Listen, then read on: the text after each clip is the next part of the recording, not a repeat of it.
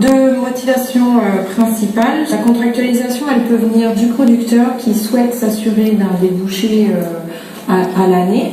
Et puis, ça lui permet également d'anticiper par rapport à sa production.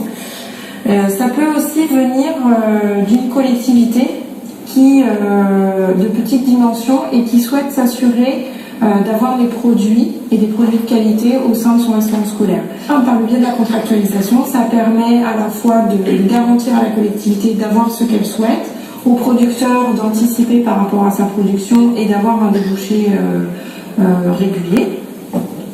Et puis, souvent, on voit qu'il y a d'autres choses qui se passent entre le producteur et la collectivité. Dans ces cas-là, il y a aussi des animations qui se mettent en place au sein du restaurant scolaire, etc.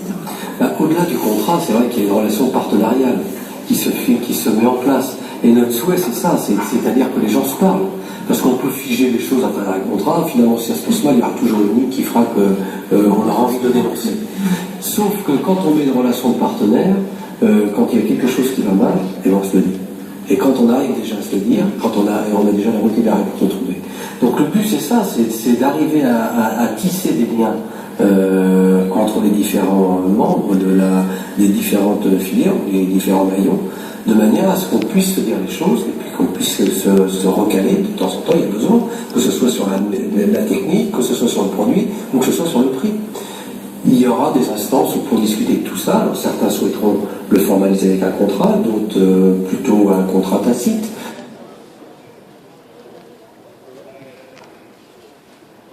Pour les agriculteurs, c'est une complémentarité de gamme, c'est aussi montrer leur existence par rapport à leur travail, par rapport à leur savoir-faire, c'est mettre en avant toute cette agriculture locale et qui nous permet de pouvoir faire vivre quand même un bon nombre de personnes.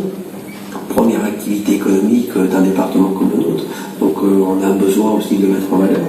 Et puis pour les restaurateurs, c'est pouvoir aussi travailler les produits de qualité, se rendre compte que la proximité c'est pas toujours plus cher.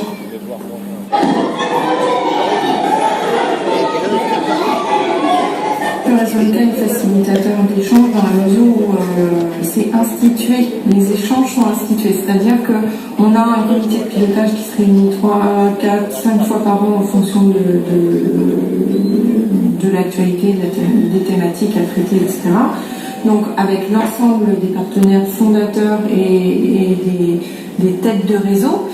Et puis après, en fonction des thématiques que les uns et les autres ont envie de traiter aussi, parce que faut avant tout que ce soit une volonté de participer, eh bien il y a des temps de discussion, d'échange, de partage qui sont institués. Et on espère bien que ça va se mettre de plus en plus en place, notamment par les cercles d'échange, pour que à un moment donné, le producteur local ou l'entreprise agroalimentaire locale rencontre les différentes collectivités qui ont des besoins sur un territoire donné.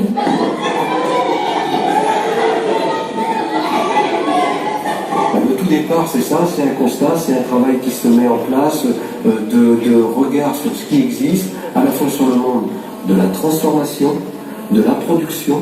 Mais quand je dis transformation, c'est la transformation avec des filières longues de proximité, mais aussi des filières courtes, des producteurs. Et puis à la fois une demande diverses et variées de collèges, de petites cantines communales qui avaient une volonté d'introduire des produits locaux dans leur restauration collective. Le but, c'était de remettre à la fois le produit en avant, là où il est produit, c'est-à-dire le lieu de l'exploitation, mais aussi le bonhomme qui est derrière, de le mettre en avant aussi à travers ses savoir-faire. Alors, moi je voudrais qu'on